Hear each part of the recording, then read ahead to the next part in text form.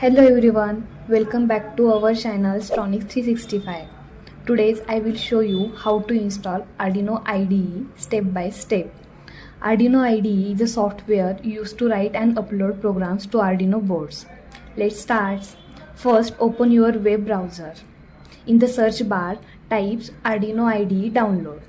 Now open the official Arduino website. Click on download and install Arduino IDE. Here you will see different options for Windows, Mac and Linux. Select the version according to your computers. For Windows, click on Windows installer. After the downloads is complete, open the install file. Click on I agree to accept the terms. Now click next. Keep all options select and click next again. Choose the installation location or keep it default, then click install.